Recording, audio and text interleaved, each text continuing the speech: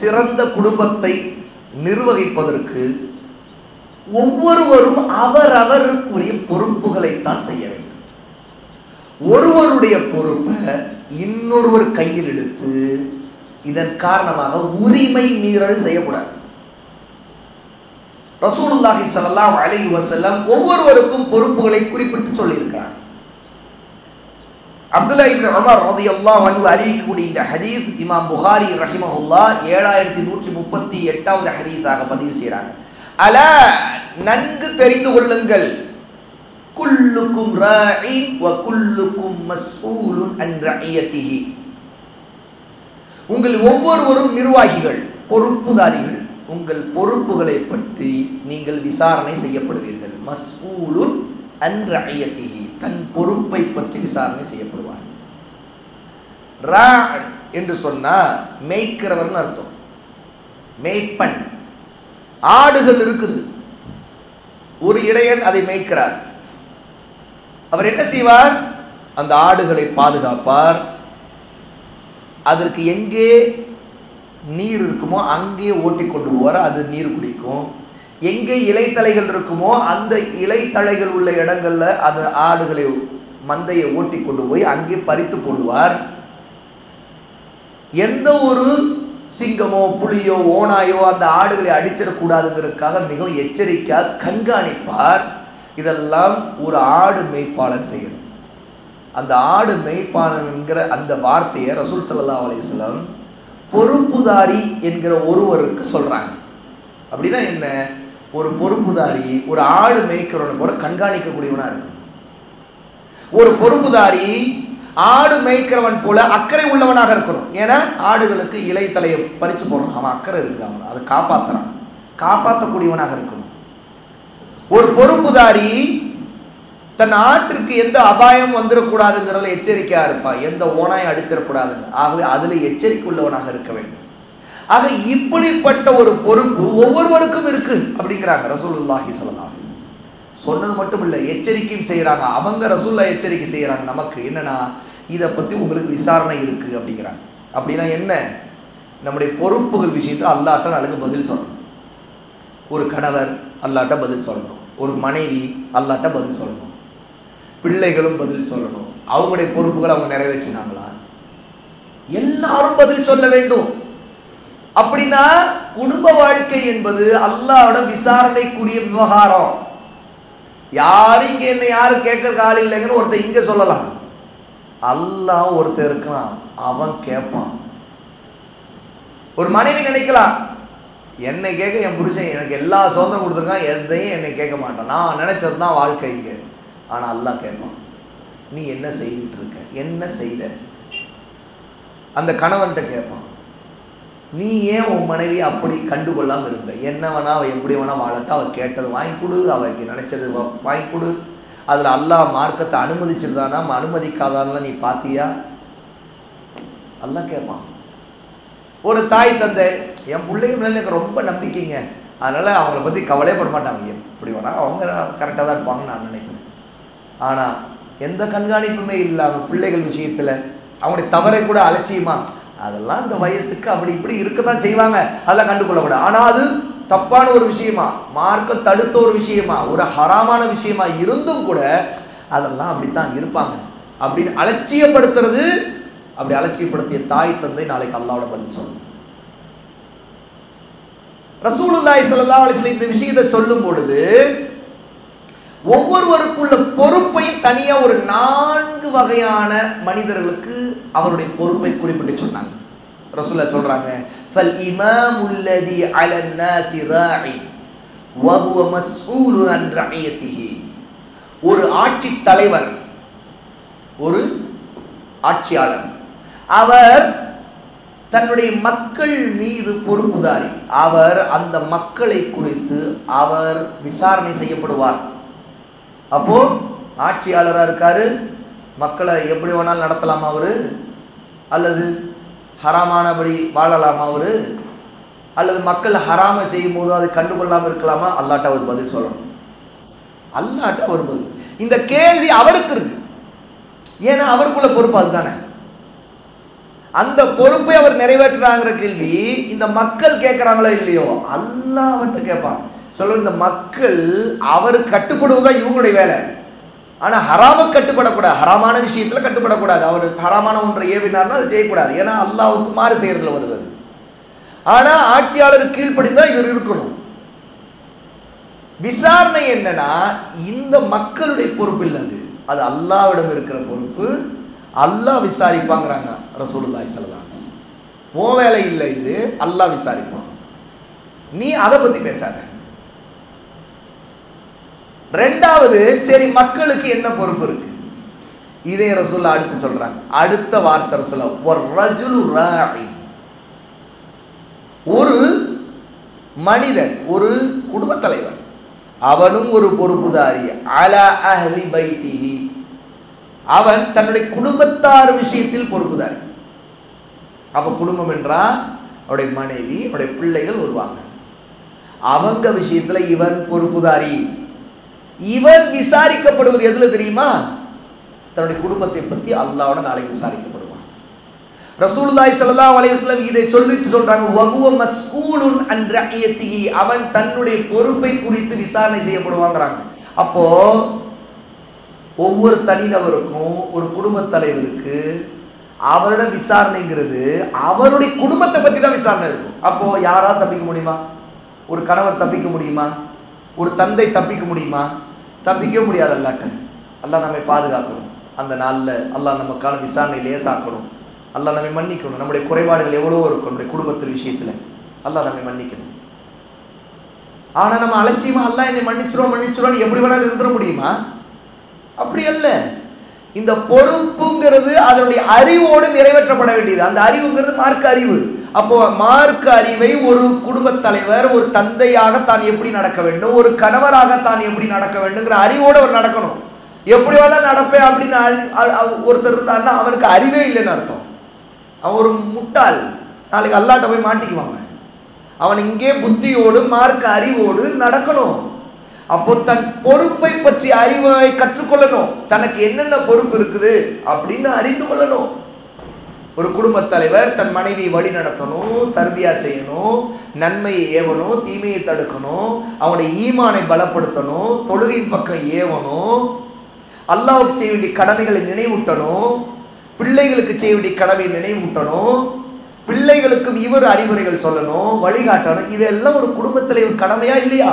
கட்டாயம். இந்த கடமை அவர் சரியா நிறைவேற்றலைன்னு வைங்களேன், முதல்ல துன்யாவிலேயே அல்லாஹ்வுத்தாலா அவருக்கு சோதனை கொண்டு வந்துருவான். முதல் சோதனை என்ன? பொண்டாட்டியே அவரை மதிக்க மாட்டான். அடுத்த சோதனை என்ன? பிள்ளைகள் அவரை மதிக்க மாட்டார்கள். ஏன்னா இவர் தான் அப்படித்தானே வளர்த்துருக்காரு. இவர் தான் தெளிவா இல்லையே, இல்மோடு இல்லை, உறுதியா இல்லை. இவர் நல்ல லூசு விட்டு கடைசியில் புலம்புறாரு, என் பொண்டாட்டினா இப்படி விட்டேன், அலட்சியமா இருந்தேன், இப்போ பார்த்தா என்னிடமே இப்படிலாம் நடந்துக்கிறான். என் பிள்ளைங்களை நான் இப்படி இருந்தேன், அவங்கள தர்பியா செய்யலை, அவங்க சந்தோஷத்துக்கு நான் சம்பாதிச்சேன், அவங்க எப்படியோ வாழ்ந்தாங்க, கடைசியில் பார்த்தா என் பிள்ளை எட்டி ஒதுக்கிறான், என் பொண்ணு இப்படி பேசுகிறான், இப்படிலாம் நடக்கிறாங்க. இவங்களுக்கு அல்லாஹ்வுடைய அச்சமே இல்லை. ஏன்னா இவர் அல்லாஹ்வுடைய அச்சத்தை அந்த பிள்ளைகளுக்கு தரலை, தர்பியா செய்யலை. ஆரம்பத்திலேயே சரியா வளர்த்தணும். இல்லைன்னு வைங்களேன், 5 வளையாது 60 வளையாதுன்னு சொல்லுவாங்கல்ல, அது சாதாரண ஒரு பழமொழி. அது ரொம்ப எளிமையான ஒரு விஷயம் புரிஞ்சுக்கிறதுக்கு, அதுதான் நடக்கும். அப்போ ஆரம்பத்திலேயே தர்பியா செய்வதிலே கவனமாக இருப்பது ஒரு குடும்ப தலைவனுக்கு கடமை. மனைவிங்கிறனால அன்பு இருக்கும், ஆனா அன்பு அவர்கள் மார்க்கத்தை மீறி நடக்க, சுன்னாவை மீறி நடக்க, ஹராமை செய்வதற்கு வழிவிடக்கூடாது. பிள்ளைகள் மீது பாசம் இருக்கும், நேசம் இருக்கும், அது இருக்கணும். ஆனா பிள்ளைகள் ஒரு ஹராமை செய்ய அதுல எந்த விதத்திலையும் அதை பத்தி பொருட்படுத்தாம ஒரு தந்தை இருக்கக்கூடாது. ஏன்னா இதுக்கெல்லாம் அல்லாஹ்ட்ட அவர் பதில் சொல்லணும். நாம் அப்படி ஏதாவது இதுவரைக்கும் இருந்துட்டா கூட அல்லாஹ்வோட மீளணும், தௌபா செய்யணும். அல்லாஹ் என் பிள்ளைகளுக்கு இதாயத்தை கொடு, அல்லாஹ் என் மனைவிக்கு இதாயம். அல்ல ஒரு மனைவி தன் கணவருடைய விஷயத்தை அலட்சியமாக இருந்திருந்தா அல்லாஹ் என் கணவருக்கு இதாயத்தை கொடு, அல்லாஹ்விடம் துஆ கேட்கணும், அல்லாஹ்விடம் திரும்பணும். இதுதான் அதற்கான வழி, அதற்கான தீர்வு. பொறுமையை கடைபிடிக்கணும், அழகான முறையில் நன்மையை ஏவ அடுத்தடுத்து அல்லாஹ்வின் பாதையின் பக்கம் போகணும். அடுத்து ரசூல் ஸல்லல்லாஹு அலைஹி வஸல்லம் அடுத்து இன்னொன்னு சொல்றாங்க. மூன்றாவது மனிதர் இந்த பொறுப்பை பற்றி உள்ளவர் யார் தெரியுமா? வல் மர்அத்து ராஇயா. ஒரு பெண், அவளும் ஒரு நிர்வாகி. அலா அஹ்லி பைத்தி ஜௌஜிஹா. அவள் தன்னுடைய கணவரின் வீடு விஷயத்தில், குடும்பத்தின் விஷயத்தில் பொறுப்புதாரி. கணவருடைய வீடு குடும்பம் அப்படின்னா என்ன? கணவருடைய வீடையும் அவள் தான் பராமரிக்கிறவள், பார்த்துக் கொள்கிறவள். கணவருடைய பிள்ளைகளை பார்த்துக் கொள்கிறவர். கணவருடைய வீட்டில் அவர் இருக்கிறா, அங்கே அந்த பெண்ணுடைய மாமியார் மாமனார் இருப்பாங்க. அவங்களுக்கு நன்மையை செய்யக்கூடியவள், அவங்களை நன்மையின் பக்கம் வழிகாட்டக்கூடியவள், தன்னால் இயன்ற தன் சக்திக்கு உட்பட்ட சேவைகளை ஹித்மத்துகளை செய்யக்கூடியவள். ஏன்னா வீடுன்னு, கணவனுடைய வீடுன்னு அதில் எல்லாம் வந்து, கணவன் மட்டும் வேற எங்கேயோ இருப்பானா? இருக்க மாட்டான், அவனும் அதில் வந்துடுவான். அப்போ கணவன், கணவனுடைய வீடு, குடும்பம், இதில் உள்ள தன்னால் முடிந்த பொறுப்புகளை மார்க்கம் காட்டியிருக்கிற வழிமுறையில் அழகான முறையில் செய்யக்கூடிய ஒரு பொறுப்பை நிறைவேற்றக்கூடியவராக அவள் இருப்பாள். ரசூலுல்லாஹி ஸல்லல்லாஹு அலைஹி வஸல்லம் இதை சொல்லிட்டு வலதிஹின்னு வேற சொல்றாங்க. அவளுடைய பிள்ளைகள் விஷயத்தில் அவள் பொறுப்புதாரி. வஹிய மஸ்ஊலத்துன் அன்ஹும். அவள் இவர்களை பற்றி கேள்வி கேட்கப்படுவாள். எப்படி நடந்து கொண்டால், அதுல மிக முக்கியமா கணவன் கணவனுடைய பிள்ளைகள் மீது கட்டாய கடமை இருக்கு. கணவனுடைய தாய் தந்தை விஷயத்துல உபரி, அது நஃபீலானது, அது செய்தால் ரொம்ப நன்மை, அது கட்டாயமாக இல்லை. ஆனால் அந்த ஒரு பெண் தன்னுடைய இன்னொரு தாயாக, தன்னுடைய இன்னொரு தந்தையாக, தன்னுடைய மாமனாரையும் மாமியாரையும் அவள் கருதுகிறாள், கருத வேண்டும். அந்த அடிப்படையில் அவர்களுக்கு இவள் செய்யக்கூடிய எல்லா நன்மைகளும், சமைச்சு கொடுக்கிறதா இருக்கட்டும், சில சின்ன சின்ன பணிவிடைகள் எவ்வளோ செய்யக்கூடியவளாக இருப்பார், அது எல்லாத்துக்குமே அவளுக்கு மகத்தான கூலி அல்லாட்ட இருக்கும். அது உபரி, அது அது அவள் செய்யக்கூடியது எல்லாமே சதக்கா. இதை முதல்ல ஒரு மாமியாரும் மாமனாரும் நினைக்கணும். தன் மருமகள் தனக்கு செய்யக்கூடியது எல்லாமே சதக்கான்னு நினைக்கணும். ஏன்னா அது தர்மம். அல்லாஹ்வோட அதற்கு பெரிய கூலி இருக்கு. மாமனார் மாமியாரும் அதிகாரம் பண்றதுக்கு அந்த மனைவி மீது உரிமை இல்லை, அந்த மருமகள் மீது. ஏன்னா அவளுடைய கடமை கணவனுக்கு செய்யறது தான் அவளுக்கு கட்டாய கடமை. இந்த அறிவு கூட நம்ம எல்லாம் நம்மளுடைய குடும்பத்தாரில் பலருக்கு தெரியாது. மாமனார் மாமியார் பல நேரத்தில் என்னமோ ஒரு தனக்கு ஒரு அடிமை வந்து மாட்டிட்டாங்கிற மாதிரி நான் வச்சதாண்டி சட்டம் பேசிட்டு இருப்பாங்க. இந்த சட்டம்லாம் மருமகள்கிட்ட பேசக்கூடாது, பணிவைத்தான் வெளிவிடுது. அந்த பெண் உங்களுக்கு ஹித்மத் செய்தால் அவளுக்கு சதக்கா நன்மை, அவள் உங்களுக்கு சதக்கா கொடுக்குறான், அவளுக்காக நீ துவா செய். அல்லாஹ்வோட அவள் இன்னும் சிறந்ததை செய்யணும்னு நீ அல்லாஹ்வோட கேட்க வேண்டும். அவளை நசுக்கிறதுக்கு, அதிகாரம் செய்யறதுக்கு உரிமை ஒரு மாமனார் மாமியாருக்கு இல்லை, மார்க்கத்தில் அல்லாஹ் கொடுக்கல. உண்மையிலே அந்த அதிகாரம் அந்த அவங்களுக்கு தன் பிள்ளைகள் மீது தான் இருக்குது. ஏய் நீ எனக்கு செய்யணும்டான்னு சொல்லு, அது தப்பு இல்லை, உன் பிள்ளையை பார்த்து சொல்லு, அவன் செய்யணும் உனக்கு, அதுதாம்மா அவன் தாம்மா உனக்கு செய்யணும், உன் மருமகள் செய்யணும் அவசியம் இல்லை. ஆனால் அவள் செய்வது மகத்தான கூலியை அவளுக்கு பெற்றுத்தரும். இந்த இடத்துல உன் பிள்ளைகிட்ட நீ எப்படி மென்மையா கேட்ப, அந்த மாதிரி உன் மருமகள்கிட்ட கேட்டு வாங்கிக்க. உன் பிள்ளைகிட்ட எப்படி வளைஞ்சு கொடுப்ப, அந்த மாதிரி உன் மருமகள்கிட்ட வளைஞ்சு கொடுங்க. உன் பிள்ளைகளுடைய விஷயங்கள்ல எப்படி பொறுமை காத்துக்கொள்வீங்க, எப்படி விட்டு கொடுப்பீங்க, எப்படி அட்ஜஸ்ட் பண்ணுவீங்க, உன் பிள்ளைகளுடைய பலவீனத்தை எப்படி புரிஞ்சுக்குவீங்க, அது போல உங்க மருமகளுடைய பலவீனத்தை புரிஞ்சுக்குங்க. அவளும் ஒரு பெண் தான். உன் பிள்ளை உன் மக இன்னொருத்தர் வீட்டுல மருமகளா போவா இல்லையா?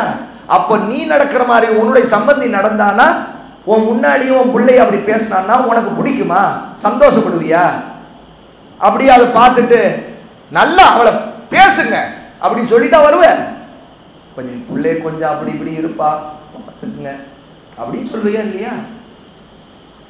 ஏன்னா அவளுடைய கடமை கணவனுக்கு செய்யறதும் பிள்ளைகளுக்கு செய்யறதா. அவ பெத்தெடுத்த பிள்ளைக்கும் அவ யாருக்கு வாக்கப்பட்டு என்னுடைய தலைவன் இவன் என்னுடைய அமீர் அப்படின்னு சொல்லிட்டு நிக்கா உடன்படிக்கை செய்துட்டு தன் கணவன்ட்டு ஒருத்தன் வந்திருக்கிறான் அவன் வீட்டுக்கு, அவனுக்கு கட்டுப்படுறதுதான், அவனுக்கு அவன் எல்லாம் செய்யணும்.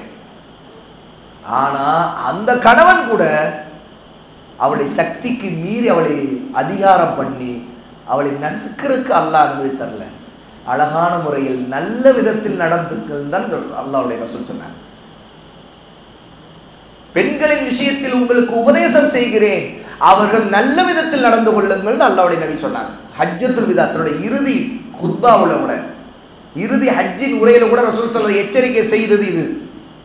அவர் அல்லாஹ்வை கொண்டு உங்களிடம் உடன்படிக்கை செய்து வந்திருக்கிறார்கள் அப்படின்னாங்க ரசூலுல்லாஹ் கணவர்களுக்கு சொன்னாங்க.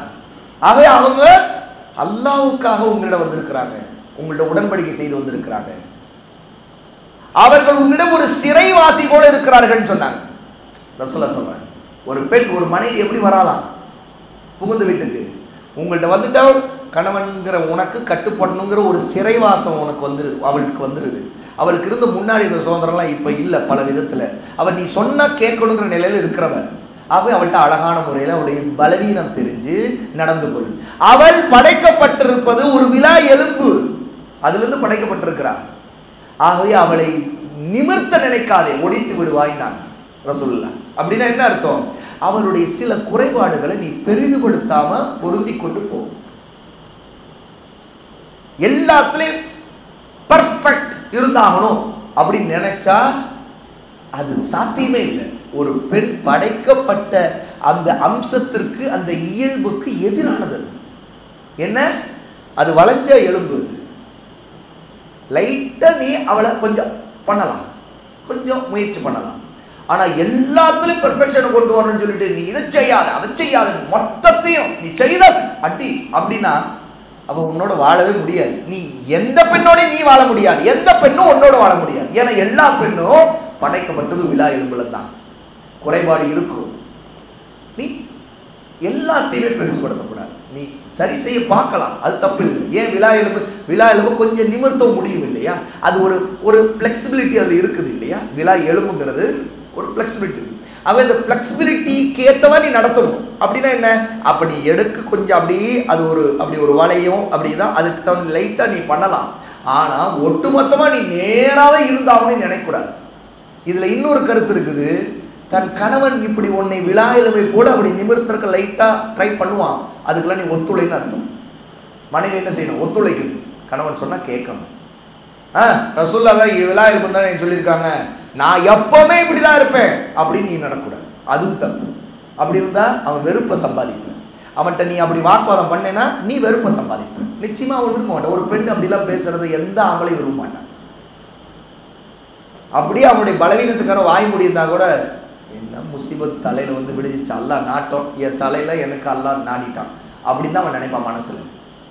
அவனுக்கு சந்தோஷத்தை ஏற்படுத்தணும். உன் குறைபாடு இருந்தால் அல்லாஹ்ட நீ திரும்பணும், நீ சரி செய்ய பார்க்கணும், நீ முயற்சியும் செய்யணும்.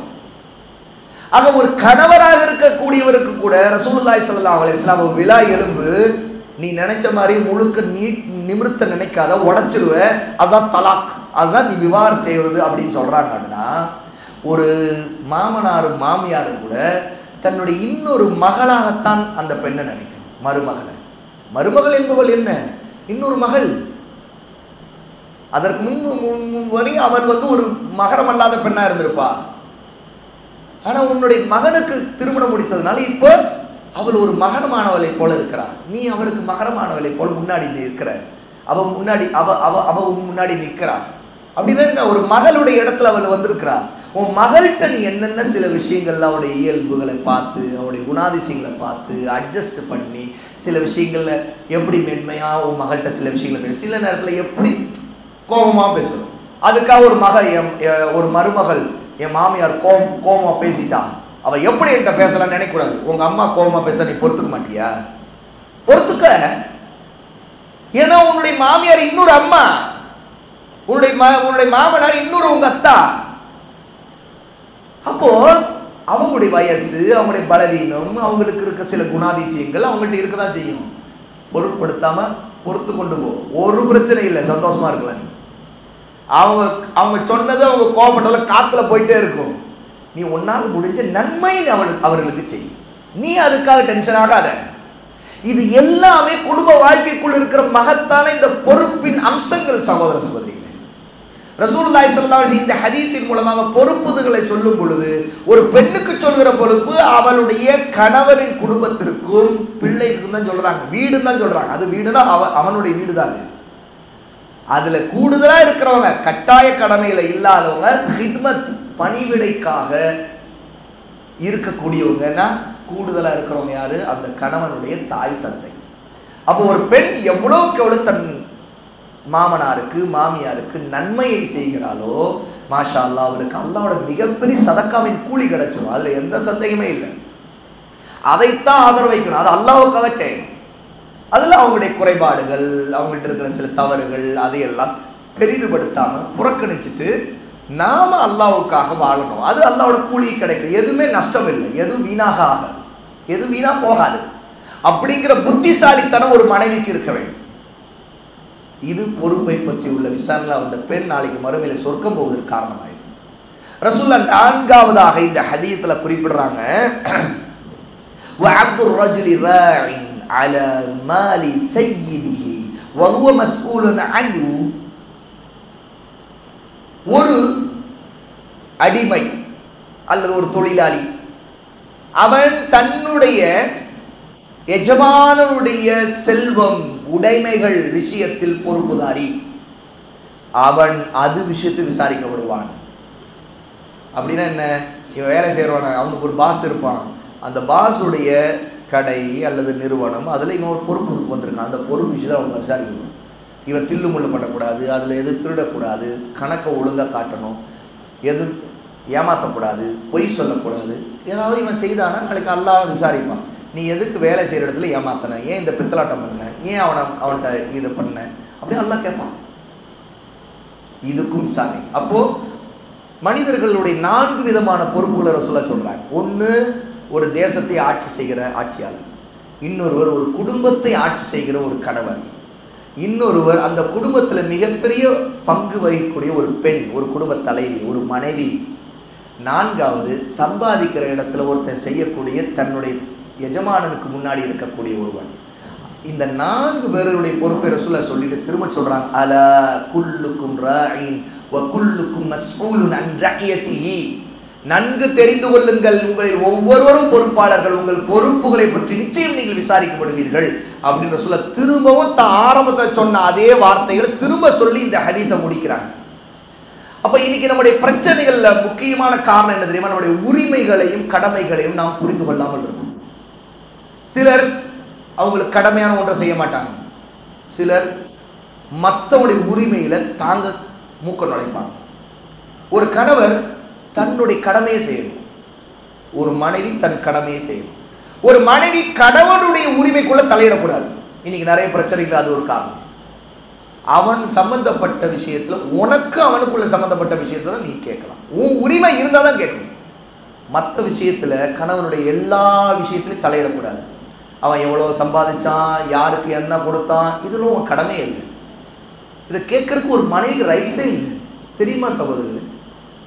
அவன் எவ்வளோ சம்பாதிச்சான், யாருக்கு எவ்வளோ கொடுத்தான், இந்த கேட்கறதுக்கு ரைட்ஸும் ஒரு மனைவிக்கு இல்லை, மார்க்கத்தில் இல்லை. என்ன ஆதாரம் இருக்குது? ஏன்னா இந்த பெண் தன்னுடைய அத்தியாவசிய தேவை கேட்கறதுக்கு மட்டும்தான் ரைட்ஸ் உள்ளவள். என்னது? உணவு, தங்குமிடம், உடை. ஒருத்தன் வாழ்றதுக்கு இதுதான தேவை, இதுதான் அத்தியாவசிய தேவை. உன் கணவன் உனக்கு உணவு கொடுக்குறானா? சம்பாதிக்கிறது உனக்குள்ள உணவு கொடுக்குறானா? தங்குமிடம் கொடுத்துருக்கானா? உனக்கு தேவையான உடுத்துவதற்கு தேவையான ஆடை கொடுத்தானா? இது அத்தியாவசிய தேவைதான். இதுல கூட ஆடம்பரத்துக்கு உரிமை கொண்டாட கூட ஒரு மனைவிக்கு உரிமை இல்லை.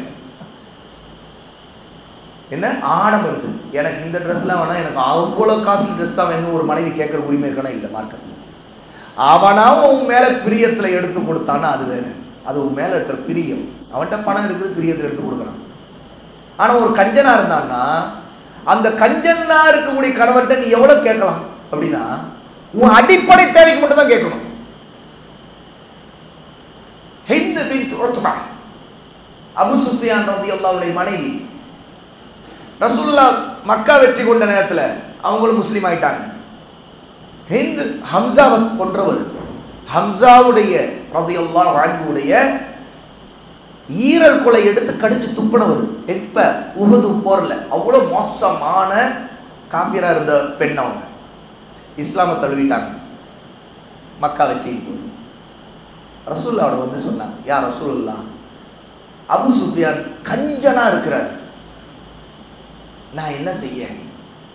அவருடைய செல்வத்திலிருந்து நான் எடுத்துக்கலாமா அப்படின்னு அவர்கிட்ட கேட்காமலே எடுத்துக்கலாமா? ரசூலுல்லாஹ் அந்த இடத்துல எப்படி சட்டம் சொல்றாங்க பாருங்க. உனக்கும் உன் பிள்ளைக்கும் தேவையான அளவுக்கு மட்டும் நீ அவருடைய அனுமதி இல்லாமல் எடுக்கலாங்கிறாங்க. ஏன்னா அவர் கஞ்சனா இருக்கனால உன் தேவை கூட கொடுக்காம இருக்கிறாருன்னா நீ எடுக்கலாம். இல்ல உன் தேவைக்கெல்லாம் கொடுத்துறாரு, உனக்கும் பிள்ளைக்கு தேவையானது கொடுக்குறாரு, மீதி உள்ளதை எடுக்கலாமா? கூடாது. அதான் அந்த ஹதீஸ்ல சட்டம். அப்படின்னா என்ன? நீ உபரியாக உன் கணவன் தாங்கிறது பேர்ல அவன்கிட்ட அனுமதி இல்லாம நீ எடுத்து செலவழிக்கலாமா? கூடாது. அப்போ நீ எடுத்து செலவழிக்கிறதுக்கு உன் அத்தியாவசிய தேவைக்கு மீதி மேல அதிகமா உனக்கு வேணுங்கிற விஷயத்துல உன் கணவன்கிட்ட நீ அனுமதி கேட்கணும், அவன் கொடுக்கணும். அப்படின்னா அவன் என்ன சம்பாதிக்கிறான், அவன் யாருக்கு கொடுத்தான், அக்காவுக்கு கொடுத்தானா, தங்கச்சி கொடுத்தானா, ஃப்ரெண்டு கொடுத்தானா, அம்மாவுக்கு கொடுத்தானா, இந்த கேள்வியே கேட்கக்கூடாது ஒரு மனைவி. உனக்கு அதுல ரைட்ஸ் இல்லைமா. இன்னைக்கு பிரச்சனை, பஞ்சாயத்துக்கு பல பிரச்சனை இது வருது. ஏன் இந்த ஃபித்னா இந்த வர்றது காரணம் அந்த பெண்ணுக்கே அறிவில்லை, இல்மு இல்லை. தன்னுடைய ரைட்ஸுடைய வரம்பு லிமிட்டே அந்த பெண்ணுக்கு தெரியல, ஒரு மனைவிக்கு தெரியல. அவர் எதுக்கு இதை செய்யறார், ஏன் அதை செய்யறார், தேவையில்லை. உனக்கு எதுக்குமா? உனக்கு ரைட்ஸே இல்லை. உனக்கும் கணவனுக்குள்ள உறவு பற்றி தான் பேசும். அவன் உனக்கு செய்ய வேண்டிய கடமை செய்யறானா? அதுல எதுவும் குறை வச்சானா? குறை வைக்கல. உனக்கு எதுக்கு மற்ற விஷயம்னா? அல்லாஹ் அவனுக்கு கொடுக்குறான், சம்பாதிக்கிறான், அவன் யாருக்கு கொடுக்குறான், சொந்தத்தில் யாருக்கு கொடுக்குறான், அதை பற்றி நீ கேட்க தேவையில்லை. கேட்கறது உனக்கு ரைட்ஸ் இல்லைம்மா. அவன் இன்னொரு கல்யாணம் பண்ணா கூட நீ கேட்க ரைட்ஸ் இல்லை. அவன் இன்னொரு மனைவி கொடுக்கலாம், அதுல உனக்கு ரைட்ஸ் இல்லை. அவனை தடுக்க கூட உனக்கு ரைட்ஸ் இல்லை. அது அவனுடைய உரிமை, அல்லாஹ் கொடுத்த உரிமை. எல்லாத்துலயும் மூக்க நுழைச்சா என்ன ஆகும்? குடும்பத்தில் நிம்மதி வராது. பல மனைவிமார்கள் முட்டாள்கள் ஆகிற இடம் இதுதான். அவங்களே அவங்களுக்கு எல்லா கொல்லியை வச்சுக்கிட்டு என் குடும்ப நாசமாயிடுச்சு, என் புருஷை இப்படி பண்ணிட்டான் அப்படின்னு. உனக்கு அறிவு இல்லாம நீ செய்துட்டியம்மா. நீ இதெல்லாம் ஏன் செய்த? இந்த வாக்குவாதம் ஏன் பண்ண? உன் தேவையில்லாத விஷயத்துல உனக்கு சம்பந்தம் இல்லாத விஷயம் தலை நுழைக்கிற. நீ பேசாத, அதுல அமைதியாரு, அது அவருடைய விவகாரம். உனக்கு அவருக்கு ஏதாவது மார்க்க ரீதியா அவர் ஒரு தப்பு செய்யறாருன்னா அந்த தப்புக்கு நீ அறிவுரை சொல்றியா? மாஷா அல்லாஹ் சொல்லு. அவர் ஒரு தப்பு செய்யறாரா? அழகான ஒரு அறிவுரை சொல்லு. ஏன்னா அதுல உனக்கு அல்லாஹ்ட்ட கூலி இருக்கு. அவன் ஏத்துக்காட்டி கூட அவன் ஏத்துக்காம போனான் அப்படின்னா கூட நீ சொல்லுவதை நிறுத்தாத. எவ்வளவு அழகா சொல்ல முடியுமோ, அவனுக்கு எப்படி புரிய வைக்க முடியுமோ நீ அதை முயற்சி செய்துகிட்டே இரு. அதுல உனக்கு அல்லாஹ்ட்ட கூலி கிடைக்கே இருக்கு. ஏன்னா நீ அல்லாஹ்வுடைய அடிமை, அல்லாஹ்வோட போறதுதான் நீ இந்த உலகத்தை வாழ்ற. அல்லாஹ்வுடைய கட்டளைக்காக நீ கணவனோட இப்படி வாழ்ந்துற. அப்படி இருக்கும்போது ஏன் உனக்கு தேவையில்லாத வேலையெல்லாம் தலை நுழைச்சு குடும்ப வாழ்க்கையில சந்தோஷத்தை கெடுத்துக்கிற? இதுல உனக்கு நீயே தலையில போட்டுக்கிற மண்ணு, எதுக்கு அந்த மண்ணை எடுத்து தள்ளி போட்டுக்கிற? அப்போ இதனால என்ன ஆகுது? குடும்பத்துல பிளவு, பஞ்சாயத்து, வாக்குவாதம். இதனால கணவனுடைய வெறுப்பு அவள் சம்பாதிக்கிறான். அதே மாதிரிதான் ஒரு கணவன் தனக்கு தேவையில்லாத விஷயத்துல எல்லாம் மனைவிட தலை நுழைக்கிறது. அதுல என்ன? அந்த மனைவியுடைய குடும்ப விஷயம் எல்லாமே எனக்கு சொல்லணும், எல்லாமே எனக்கு தெரியணும். சிலருக்கு சில நோய்கள் இருக்குது, அதுல ஒரு நோய் இது. தன்னுடைய மனைவியின் குடும்பத்தில் நடக்கிறதெல்லாம் இவனுக்கு தெரிஞ்சாகும். இது எவ்வளவு பெரிய முட்டாள்தனம். உனக்கு என்னப்பா சம்பந்தம்? இது அவளுடைய குடும்பம், அவளுடைய தாய் தந்தை, அவங்க வாழ்க்கையில அவங்க சில விஷயங்கள் முடிவு பண்ணலாம். அதுல எந்த பிரச்சனையும் ஒன்று கேட்கணும்லாம் அவங்களுக்கு எந்த கடமையும் இல்லை. தேவையில்லாம ஏன் அவங்க குடும்பத்தில் தலை நுழைக்கிற, எல்லாத்திலும் போய் தலை நுழைக்கிற, மூக்க நுழைக்கிற, நாக்க நுழைக்கிற, எதுக்கு நீ வாய் விடுறப்பா? அதுக்காக அதை வச்சு பொண்டாட்டிட்ட சண்டை போற. பொண்டாட்டி புருஷன் இப்படி பெரிய தலைவலி உண்டு பண்றானேன்னு சொல்லிட்டு அவள் போய் தன்னுடைய அத்தாட்ட, தன்னுடைய அம்மாட்ட போய் அதுக்கு சம்பந்தமே இல்லாத போய் இவன் பேசிக்கிட்டு இருக்கான். ஏன்னா நீங்கள் இதை செய்தீங்கன்னா என் புருஷன் என் தலையை வாங்குவான், எனக்கு நான் நிம்மதியாக வாழ முடியாது, நீங்கள் இதை செய்யாதீங்க. அது மார்க்கத்துக்கு உட்பட்டு செய்திருந்தா ஒரு பேச்சு நீ கேட்க தேவையில்லைமா. எப்போ நீ என்ன செய்யலாம்? சரி, உன் மனைவியின் குடும்பம் ஒரு தப்பு செய்கிறாங்களா, நீ அறிவுரை சொல்லலாம். அது உனக்கு அனுமதி இருக்கு. ஏன்னா நீ நன்மை ஏவு, தீமையை தடு, அதில் எந்த தப்பு இல்லை. ஆனால் மார்க்கத்துக்கு சம்மந்தம் இல்லாத அவங்க சில விஷயங்கள்ல அவங்க குடும்பத்தில் சில விஷயங்களை முடிவு பண்ணுவாங்க. எதுக்கு தேவையில்லாமல் நீ போய் அந்த தலை நுழைச்சிக்கிட்டு அவங்ககிட்ட ஒரு ஆலோசனை கேட்டாங்கன்னா உனக்கு தெரிஞ்ச நல்ல விஷயம் தான் ஆலோசனை கொடு, இல்லாட்டி அதில் உனக்கு சந்தேகம்னா மார்க்க இல்முள்ளவங்கள்ட்ட கேட்டு முடிவு பண்ணிக்கன்னு சொல்லிட்டு போயிட்டே இரு. எதுக்கு நீ உன்னுடைய மேலே இன்னும் வேற வேற பாரத்தில் வருவோம். பொண்டாட்டியை பராமரிக்கல உனக்கு பெரிய பொறுப்பு இருக்குல்ல, அதை சரி. உன் பிள்ளைகளை பராமரிக்க உன் பொறுப்பு இருக்குது, அதை பாரு. எதுக்கு உன் பொண்டாட்டியுடைய அவங்களுடைய வீட்டு விவகாரத்தில் தலையில் நுழைச்சிக்கிறப்பா? உன் நிம்மதியே இதில் போகுது. தேவையில்லாம டென்ஷன் ஆகுற, அதுல வர ரோஷம் வேற பொத்துக்குது. தேவையில்லாம என் பேரு பத்திரிகையில போடலையான்னு சொல்லிட்டு சண்டை போட்டுட்டு இருக்கிற, கல்யாண வீட்டுல வந்து சண்டை போட்டுட்டு இருக்கிற. எதுக்குமா உனக்கு இது? பார்த்தீங்களா, நிம்மதியான வாழ்க்கையை கெடுக்கக்கூடிய எத்தனை வைரஸ்களை வந்து நாமளே நுழைச்சிக்கிட்டு ஆப்ரேட்டிங் சிஸ்டம், நம்முடைய லைஃபுடைய ஆப்ரேட்டிங் சிஸ்டத்தை நாசமாக்குறோம்.